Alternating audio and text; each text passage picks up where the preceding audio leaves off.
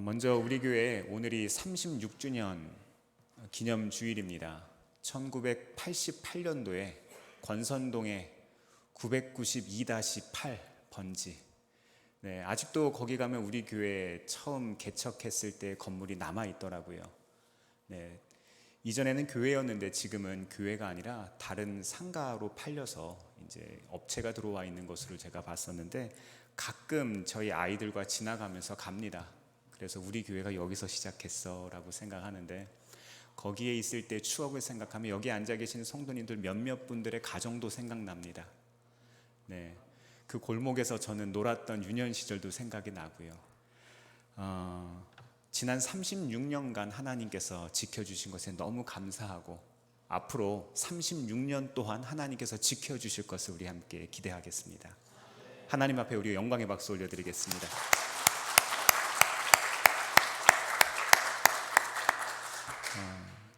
죄라는 주제를 생각하면 뭐가 떠오르십니까? 죄라고 제가 이야기하면은 어떤 이미지가 떠오르세요? 보통 죄라고 하면은요, 강도나 사기, 폭행, 살인, 간음하거나 사람들 추행하거나 이런 것들 생각나죠. 뉴스를 보면 세상이 온통 죄로 가득 찬 것 같습니다. 그 부산 돌려차기 사건 기억나십니까?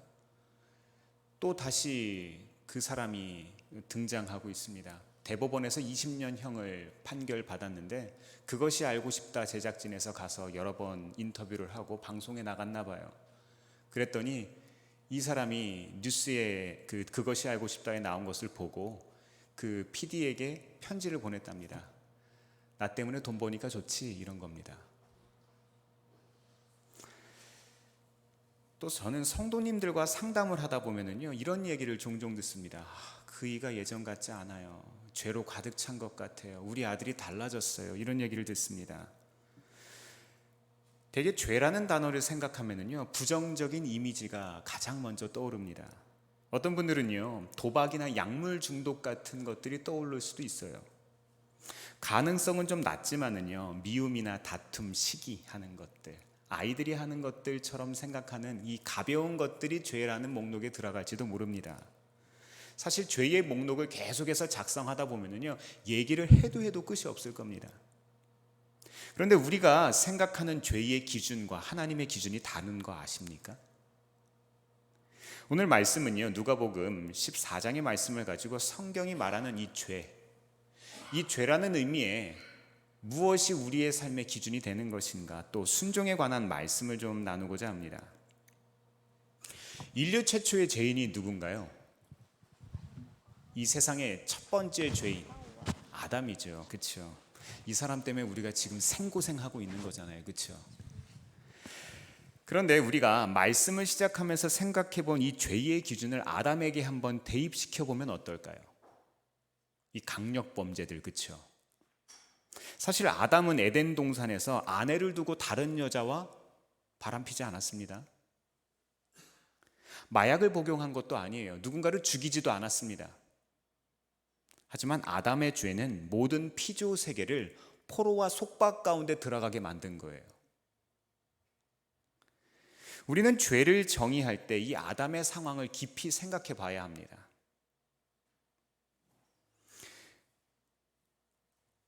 우리가 만든 법이 아니지만 우리가 대한민국에 살기 때문에 어떤 법을 지켜야 하죠? 한국 법을 지켜야 합니다. 여기 한국분이 아닌 분들이 앉아 계시는 분이 두 분이 계시네요. 제가 알기로. 그분들은 캐나다 법을 따라야 합니다. 왜냐하면 캐나다인이기 때문에. 그렇죠? 그런데 우리가 이런 생각을 할 수 있어요. 우리가 원죄가 내가 지은 죄도 아닌데 아담의 죄가 나와 무슨 상관이 있는가 생각할 텐데요. 그런 거죠. 우리가 그 나라에 살고 있는 한 그 나라의 법을 따라야 합니다. 우리가 하나님 나라에 속한 사람으로서 이 세상에 살고 있다면 이 세상의 법, 이 세상을 다스리는 하나님 나라의 법에 영향을 받게 되어 있다는 겁니다. 죄에도 마찬가지라는 거예요. 아담이 죄를 지었지만 그 죄의 영향을 누가 받고 있는 거예요? 우리가 받고 있는 겁니다. 이걸 가리켜서 원죄라고 성경은 이야기합니다. 우리들의 피 속에 아담의 죄, 바로 원죄가 흐릅니다. 그럼 아담이 대체 무슨 일을 했길래 모든 사람을 죽음으로 들어가게 했나요?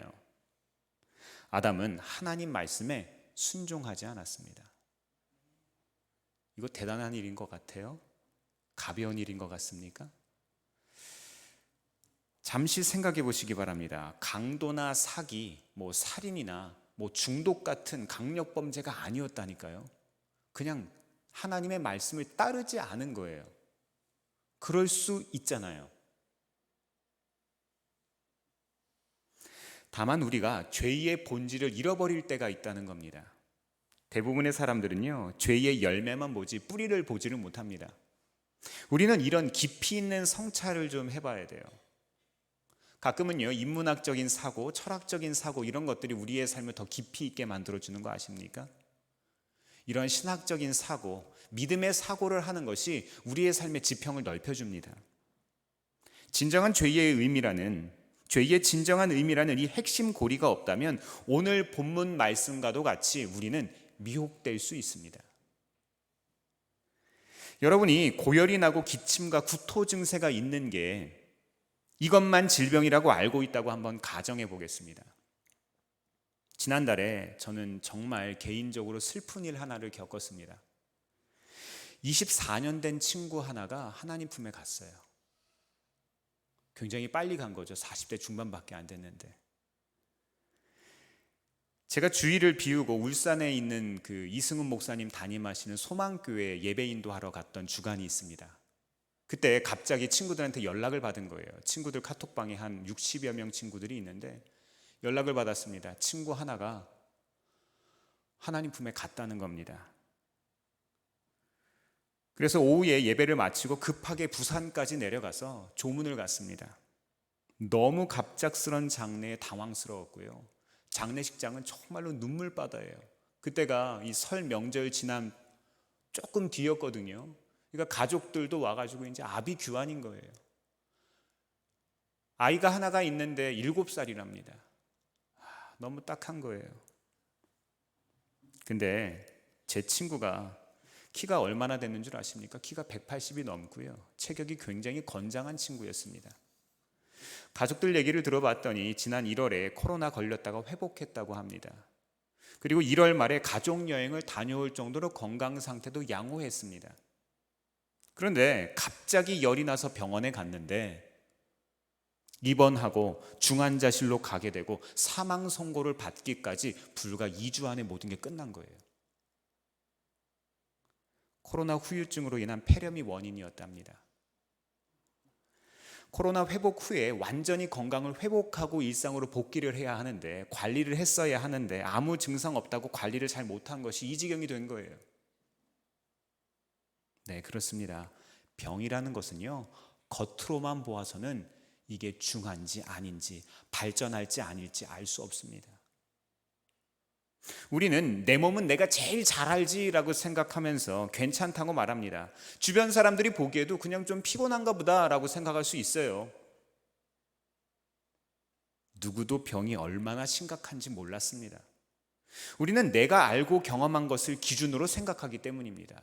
내 인생에 그런 일이 없었으니까 앞으로도 없을 것이다 라고 생각하는 거예요. 죽음 앞에 가서야 많이 아팠다는 것을 알 수 있었어요. 이전까지는 사태를 전혀 파악하지 못했습니다. 질병의 증상에 대한 우리의 정의가 제한적이었기 때문입니다. 저는 이번 장례를 치르고 난 뒤에 보이는 증상이 다가 아니구나, 내 눈앞에 있는 상황이 전부가 아니구나라는 생각을 하게 됐어요. 이렇게 병의 진정한 의미를 알았기 때문에 이제는 예전과 같은 시각으로 병을 판단하지 않습니다. 그런데 말입니다, 교회도 이런 사람들이 많습니다. 죄가 무엇인지 모를 때가 많아요. 죄가 무엇인지 바로 알려면 성경에 나온 죄의 정의를 봐야겠죠. 요한일서 3장 4절은 이렇게 말씀합니다. 같이 한번 읽어보겠습니다. 시작. 죄를 짓는 사람마다 불법을 행하는 사람입니다. 죄는 곧 불법입니다. 아멘. 아멘. 여기에서 불법은요, 헬라어로 이 아노미아라고 하는데, 이것은 헬라어 사전을 살펴보니까요, 법에 대한 무지나 위반으로 인해 법 없이 존재하는 상태라고 풀이합니다. 불법은 하나님의 법이나 권위에 복종하지 않는 것, 순종하지 않는 것을 뜻합니다. 다시 말씀드리면 하나님의 법과 뜻을 거절하고 내 마음과 뜻을 삶의 기준으로 삼아서 살아가는 것, 이것을 뭐라고 한다고요? 불법이라고 이야기하는 거예요. 이것이 죄라는 거예요. 오늘 본문 예수님의 비유에서 이 정의를 확인할 수 있습니다. 오늘 본문 첫 번째 이 14장 15절 말씀을 보니까요, 예수님이 사람들과 식사를 할 때 어떤 사람이 이렇게 말합니다. 하나님의 나라에서 음식을 먹는 사람은 복이 있습니다. 하나님의 나라에 들어가는 사람은 복이 있다는 것이고요, 하나님과 함께 동행하는 사람들은 복이 있다는 걸 이야기하는 거겠죠. 이 말을 기회 삼아서 예수님께서는 누가 앞으로 큰 잔치 자리에서 하나님의 나라에서 음식을 먹을지를 이야기하십니다. 조금 쉽게 말씀드리면 어떤 사람이 하나님의 나라에 들어갈 수 있는지에 대한 이야기를 하시는 거죠. 16절에서 17절 말씀 같이 한번 읽어볼까요? 시작. 예수께서 그에게 말씀하셨다.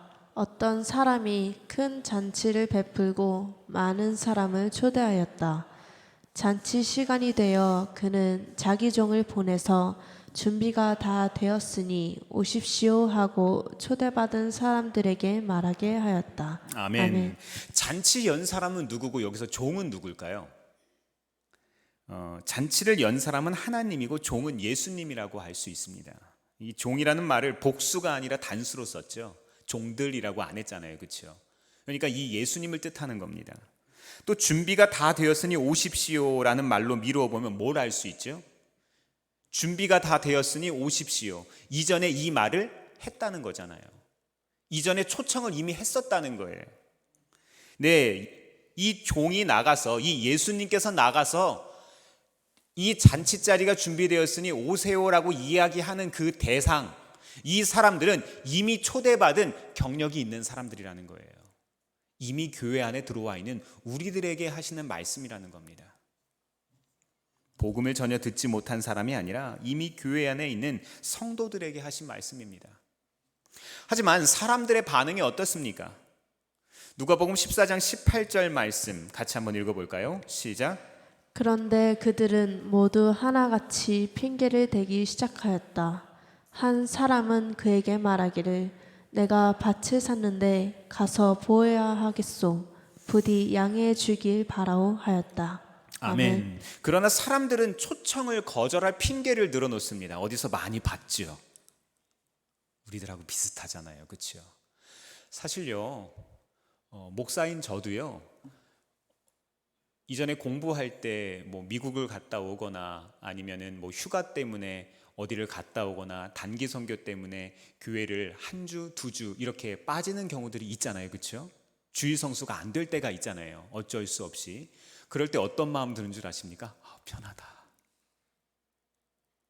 그런 생각 안 해보셨어요? 저만 그런 사람입니까? 근데 더 놀라운 거는요, 한 주를 거르고 그 다음 주에 설교를 하려고 하면 설교가 잘 안 돼요. 우리의 삶에 연속성이 있어야 하는데 그게 잘 안 되더라고요. 그런데 여기서 의문이 하나 생깁니다. 밭 사는 게 죄입니까? 아니, 밭 사는 게 죄냐고요. 땅 사는 게 죄냐고요. 만일 땅 사는 게 죄라면 우리들 중에도 죄 있는 분들 많으신 것 같은데요. 죄라도 좋으니까 아주 큰 땅을 사서 이왕이면 큰 죄를 지었으면 좋겠죠. 네. 토지 구입은 죄가 아니라는 건 누구나 압니다. 게다가 이 사람은요, 부디 양해해 달라고 간곡하게 정중하게 부탁합니다. 괜찮은 사람인 거예요. 나쁜 사람 아닌 거예요. 매우 예의도 바릅니다. 하지만 소유에 대한 관심이 하나님 말씀에 대한 즉각적인 순종보다 앞선다면 뭐가 된다고요? 죄가 된다는 겁니다. 이것이 죄의 핵심입니다. 이건 불법이에요. 하나님의 권위에 복종하지 않는 겁니다. 그럼 다음 사람 볼까요? 19절입니다. 함께 읽어보겠습니다. 시작. 다른 사람은 내가 겨릿소 5쌍을 샀는데 그것들을 시험하러 가는 길이요. 부디 양해해 주길 바라오 하고 말하였다. 아멘. 소를 구입하거나 일하는 데 필요한 것들 구입하는 게 죄입니까? 남자들 장비 사는 거 참 좋아하죠. 집안의 부서졌다고 망가졌다고 이야기하면 공구부터 삽니다. 근데 공구가 더 비싸. 사람을 부르는 게 더 쌀 것 같은 그런 상황들도 있죠. 근데 그런 거 사는 게 죄입니까? 소를 샀다고 하는데 이를테면 자동차 사는 게 죄입니까? 아니요. 죄 아니잖아요. 대한민국 자동차 구입 평균 가격이 5천만 원에 육박했다고 합니다. 뉴스 보니까 그런 기사가 뜨더라고요.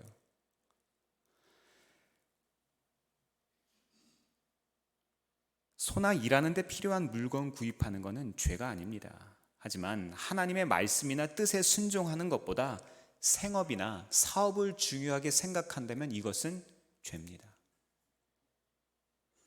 아담은 에덴 동산에서 강력 범죄를 저지른 게 아닙니다. 그저 하나님의 말씀에 순종하지 않았을 뿐입니다. 마지막 사람은 이렇게 이야기합니다. 20절 말씀 제가 읽어드리겠습니다. 또 다른 사람은 내가 장가를 들어서 아내를 맞이하였어. 그러니 가지 못하겠소 하고 말하였다. 아니 그러면 저는 큰 죄인이네요. 저는 어렸을 때 제일 큰 소원이 뭐였는 줄 아세요? 장가 가는 거. 전 장가 가는 게 제일 큰 소원이었어요. 결혼한 것이 죄입니까?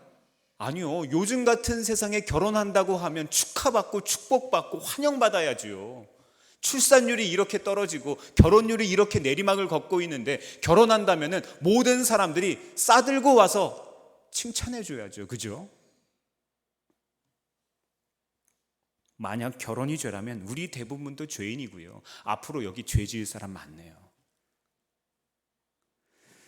구약의 율법에선 전쟁을 앞두고 결혼을 했다면 그 부부가 1년 동안은 시간을 갖고 함께 지낼 수 있어야 한다는 것이 율법에 나와 있는 얘기입니다. 하나님은 결혼에 대해서 이렇게 귀하게 생각하시고 아주 아끼는 사람들의 마음을 알 수 있습니다. 하지만 그거 아십니까? 배우자를 즐겁게 해주려는 욕망을 하나님보다 앞세운다면 어떻게 된다고요? 죄가 됩니다. 우리는 창세기의 에덴 동산 사건을 잊어서는 안 됩니다. 하와는 뱀에게 미혹당했지만 아담은 얘기가 달라요. 아담은 이야기를 누구에게 들었어요? 그 미혹당하는 이야기를 하와로부터 들은 거예요. 그런데 하와는 하나님으로부터 동산 가운데 있는 나무의 과실을 따먹으면 안 된다는 이야기를 하나님께 들은 게 아니라 아담으로부터 들은 거예요. 그렇죠? 하와는.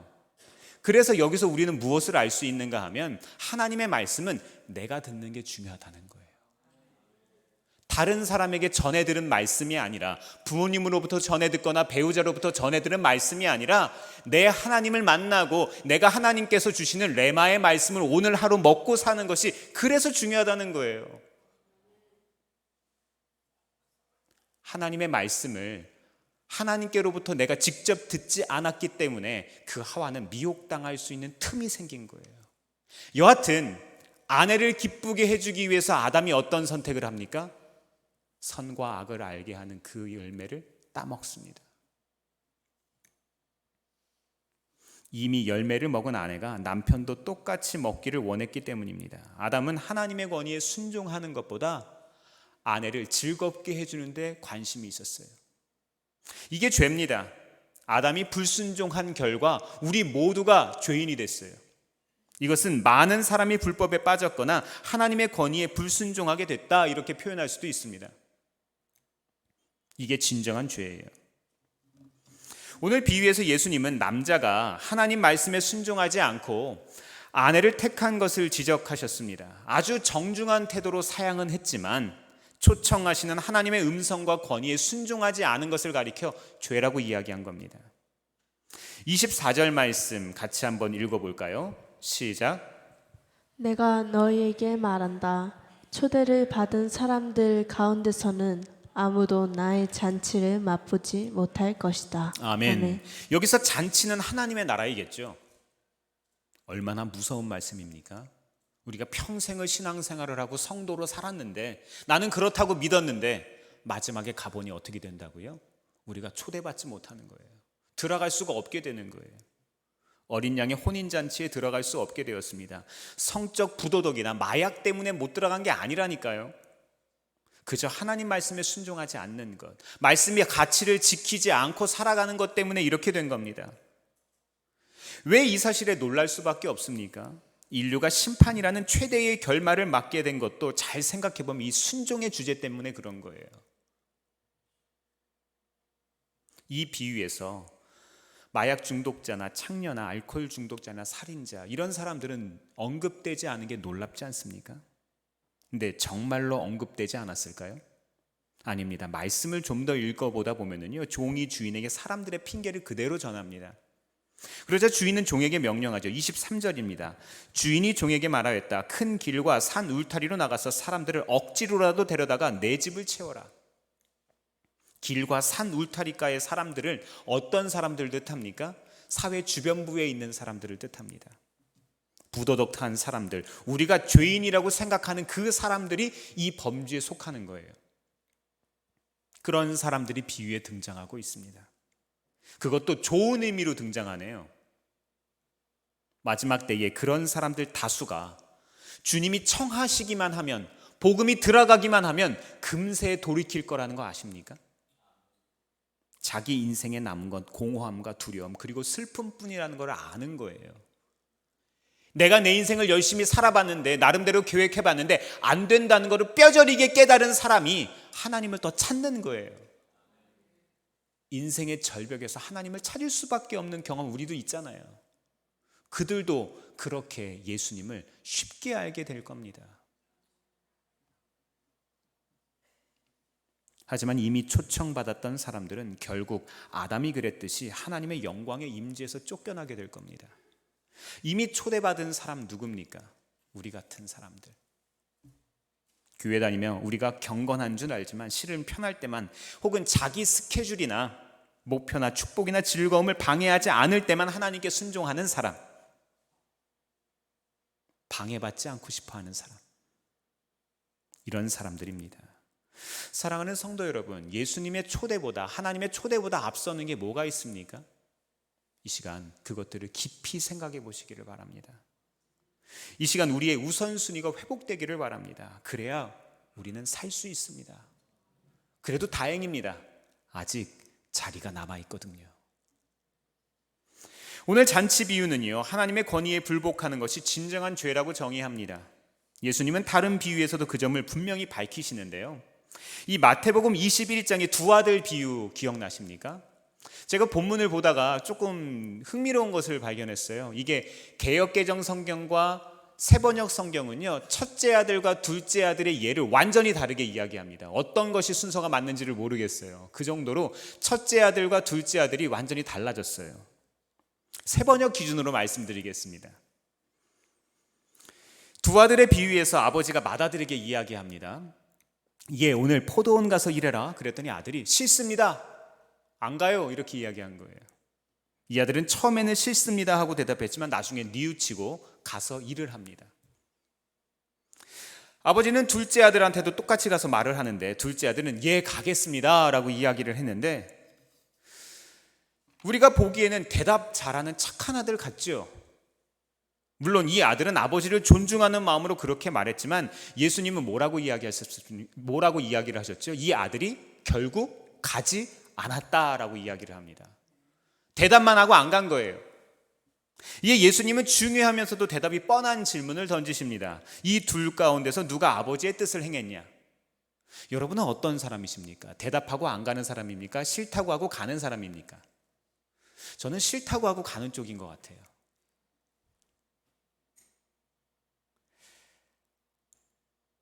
예수님께서 물어보십니다. 이 둘 가운데서 누가 아버지의 뜻을 행하였느냐?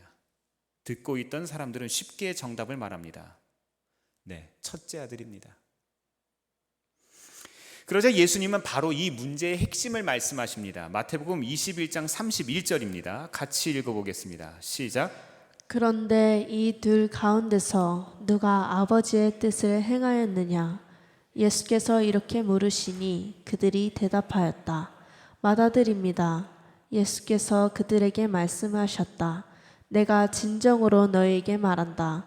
세리와 창녀들이 오히려 너희보다 먼저 하나님의 나라에 들어간다. 아멘. 모든 자녀들은요, 이 모든 부모님들은 자녀들에게 예, 제가 가겠습니다 라고 선뜻 대답하고 또 그렇게 하기를 바랍니다. 단순히 부모님 말씀을 듣는 것만이 아니라 기꺼이 순종하는 마음으로 하기를 바랄 거예요. 결국 이 비유를 들어서 예수님은 궁극적으로 하나님의 권위에 불순종하는 것이 죄라는 것을 알려주신 겁니다. 당시에 종교 지도자들은요, 이 소위 더 큰 죄에 빠져 있지 않았기 때문에 자부심과 자신감이 아주 가득 찼어요. 그래서 이 바리새인들은요, 길거리에서 이렇게 기도했어요. 하나님, 손을 들고 이렇게 기도합니다. 내가 저 사람들과 같지 않음에 감사합니다. 야, 어떻게 이렇게 기도합니까? 죄를 제한적으로 정의하다 보니까요, 쉽게 착각에 빠진 겁니다. 그토록 열심히 피해 다녔다고 고백한 바로 그 죄를 우리가 나도 모르게 범하고 있었다는 거 아십니까? 그렇다면 거짓말하거나 간음하거나 도둑질하거나 살인하는 거 어떻게 될까요? 이런 것들 죄 아닌가요? 당연히 맞죠. 죄죠. 이런 건 역시 하나님의 권위를 거스르는 겁니다. 함께 화면 잠시 좀 볼까요? 화면을 보면은요, 첫 번째 거짓말이 있네요. 그러므로 여러분은 거짓을 버리고 각각 자기 이웃과 더불어 참된 말을 하십시오. 우리는 서로 한 몸의 지체들입니다. 이 거짓을 이야기한다는 거, 거짓말한다는 거는요, 왜 이것이 문제가 되는가 하면 여기에 핵심은 마지막에 나오는 우리는 서로 한 몸의 지체들입니다. 이거예요. 우리는 서로 연결된 존재이죠. 그렇기 때문에 우리가 거짓을 이야기한다는 것은 누구에게 거짓을 이야기한다는 거예요? 나에게도 거짓을 하는 거예요. 그렇죠? 너와 내가 함께 거짓으로 들어간다는 거죠. 다음으로 술 취함입니다. 술에 취하지 마십시오. 거기에는 방탕이 따릅니다. 성령의 충만함을 받으십시오. 이런 말씀이 있는데요, 이 핵심은 술에 취하는 게 중요한 주제가 아니에요. 술에 취하는 거에 대해서 많은 사람들이 이런저런 이야기를 합니다만 오늘은 그런 이야기를 하지 않고요, 술 취하는 것과도 다른 반대의 상태를 가리켜서 어떤 상태를 이야기합니까? 성령으로 충만한 상태를 이야기합니다. 성령으로 충만해지지 못했다면 우리가 어떻다는 거예요? 그냥 세상에 취해 있는 거예요. 이해되십니까? 술에 취해 있는 게 아니라 사람에 취해 있고, 내 일에 취해 있고, 내 소유에 취해 있고, 내가 살아가는 모든 것들에 취해 있는 것이 문제가 된다는 거네요. 다음으로 세 번째 보겠습니다. 음행입니다. 그러나 주님과 합하는 사람은 그와 한 영이 됩니다. 무슨 얘기인가 하면요, 우리가 그리스도의 영으로, 하나님의 영으로 거듭난 사람들은 하나님께서 우리의 영 가운데 사시죠. 하나님과 함께 동행하는 사람들이 되죠. 그런데 우리가 음행을 한다면 어떻게 되는 거예요? 하나님께 음행하는 셈이 됩니다. 그래서 죄가 된다는 겁니다. 다음으로 도둑질입니다. 도둑질의 핵심은요, 마지막에 나오는 내용입니다. 뒷부분 제가 읽어드리겠습니다. 그리하여 오히려 궁핍한 사람들에게 나누어 줄 것이 있게 하십시오. 뭐가 도둑질이라고요? 나누어 주지 않는 게 도둑질이라네요. 남의 것을 훔치는 게 아니라 내 것을 나누어 주지 않는 게 도둑질이랍니다. 다섯 번째로 살인입니다. 자기 형제 자매를 미워하는 사람은 누구나 살인하는 사람입니다. 지난 한 주간 몇 명 죽이고 오셨습니까? 한 3명 죽이셨습니까? 신약 성경은 이런 일을 행하는 사람은 하나님의 나라를 유업으로 받을 수 없다고 이야기합니다. 즉 우리는 행동으로는 구원받을 사람이 아무도 없다는 겁니다. 이것은 아까 두 아들의 비유에서 맏아들이 싫습니다 하고 나중에 가서 그 일을 했던 것과도 같은 맥락을 우리는 경험할 수 있습니다. 무슨 얘기인가 하면요, 우리가 하나님의 말씀에 온전히 따르지 못하고 하나님의 말씀을 행하지 못하고 살아갈 때가 있죠. 네, 이제 화면을 띄워주세요. 우리가 일상을 살아가면서 마치 큰아들이 싫습니다라고 이야기를 해서 우리가 하나님의 말씀을 지키지 못하고 살아가지만, 하나님의 영과 동행함으로써 우리가 죄를 멀리하고 하나님이 좋아하시는 것을 나도 좋아하려고 노력하는 삶, 그것이 어떤 삶인 거예요? 뉘우치고 깨닫고 회개하고 하나님께 다시 나아가서 그 밭에 가서 일하는 사람, 이것을 뜻한다는 거예요. 죄라는 거는요, 어떤 모양이든 우리 영혼을 갉아먹습니다. 이제 제가 서론에서 드렸던 질문에 제대로 답할 수 있게 됐습니다. 죄란 무엇입니까? 하나님의 권위에 순종하지 않는 겁니다. 마태복음 24장에서 제자들은 예수님께 마지막 때에 관해서 묻습니다. 그 중에 이런 말씀이 있습니다. 12절에서 13절 말씀 제가 읽어드릴게요. 그리고 불법이 성하여 많은 사람의 사랑이 식을 것이다. 그러나 끝까지 견디는 사람은 구원을 얻을 것이다. 끝까지 견디시길 바랍니다. 대부분의 사람들은요, 이 말씀이 우리가 사는 사회를 가리킨다고 생각하지만 말씀을 가만히 들여다보면 이 교회를 가리키는 말이에요. 본문을 살펴보면 예수님은 사랑이라는 단어를 사용하시면서요, 이 헬라어는 필레오가 아니라 아가페라는 말을 사용합니다. 신적 전적인 사랑을 뜻하는 거죠. 절대적 사랑입니다. 이 말씀은 아가페를 적용할 수 있는 곳에 주신 말씀이라는 것이고 그것이 우리 교회라는 겁니다. 이어서 예수님은 마지막 때에 교회에 불법이 성할 것이다 이런 이야기를 하셨어요. 이 말씀에 대응되는 구절도 아주 중요한데요. 그중 하나가 마태복음 7장 21절입니다. 우리가 잘 아는 말씀인데 같이 눈으로 보시면서 제가 읽어드리겠습니다. 나더러 주님, 주님 하는 사람이라고 해서 다 하늘나라에 들어가는 것이 아니다. 하늘에 계신 내 아버지의 뜻을 행하는 사람이라야 들어간다. 구원받은 사람에 대한 우리의 상식과 우리의 고정관념은 이 말씀 앞에 다 무너집니다. 우리는 단순히 교회 다닌다고, 죄에 대해서 회개기도만 하면 천국 간다고 가르치고 또 그렇게 믿어왔습니다. 그분의 명령을 지키는 부분을 소홀히 하거나 전혀 강조하지 않은 거예요. 야, 행동이 뭐가 중요해. 그냥 살다가 마지막 때 내가 회개기도하면 되는 것, 그거 아니라는 거예요. 이런 가짜 은혜 때문에 얼마나 많은 사람들이 곁길로 나간 거 아십니까? 하지만 예수님은 하나님의 뜻을 입으로 고백할 뿐만 아니라 우리의 삶으로 행하는 사람이 참 중요하다고 이야기하십니다. 그런데 참 다행입니다. 행할 수 있는 능력도 주시니 말입니다. 히브리서 12장 28절 말씀 같이 한번 읽어보겠습니다. 시작. 그러므로 우리는 흔들리지 않은 나라를 받으니 감사를 드립시다.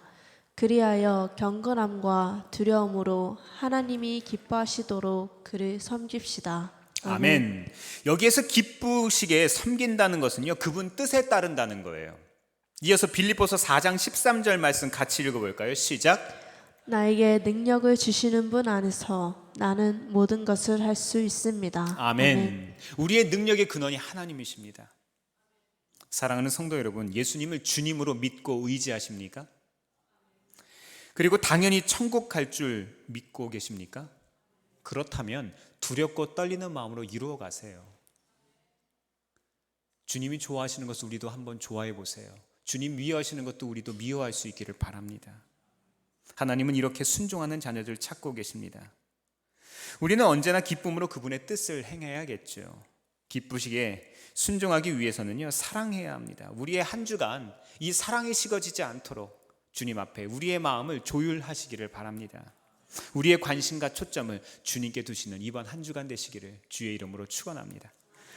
아직 우리 자리가 남아 있습니다. 기도하겠습니다.